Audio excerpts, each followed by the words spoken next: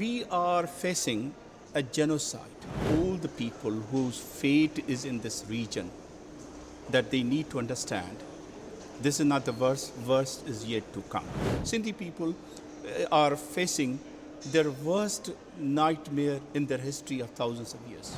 The way country was run, there was no other outcome where we are today. It was run by military. It is economy, it is politics, it is judiciary, it is media. There wasn't any economic base. So that have to culminate it into this chaos and collapse. And that is the situation, and it will worsen. This is very important for all the people whose fate is in this region, that they need to understand this is not the worst is yet to come. There is shortage of basic staple food. The floods in Sindh have worsened the situation.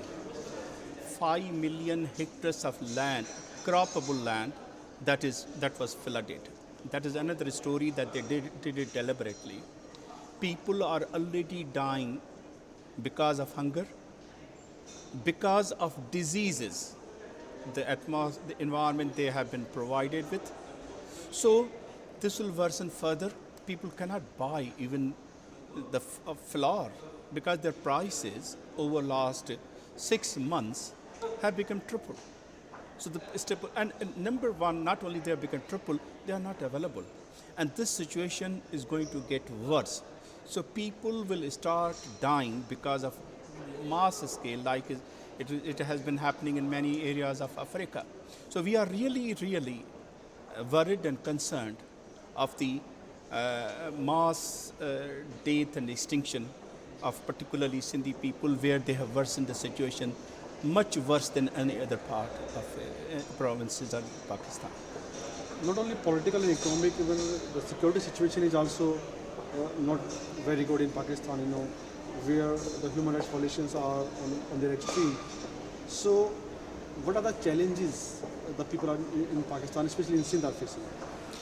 Number one, these floods that came, of course there was rain. Rain would have caused. And even these houses that collapsed, that was because they're poor houses.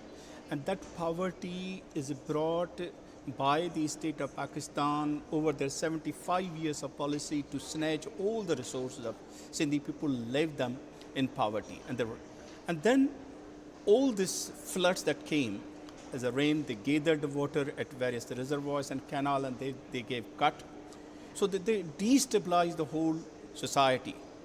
And even currently, when we are talking, the last report from UN OCHA, Organization for Coordination of Humanitarian Affairs, they say 1.8 million people are sitting surrounded by stagnant waters of 7 months. Just imagine, somebody is sitting in the water which has been there for 7 months. It is filled with diseases, nothing else, and people are dying, and no numbers are coming out. The aid that they receive from international community, from international organizers, that's simply, even UN said that aid is not reaching to the people.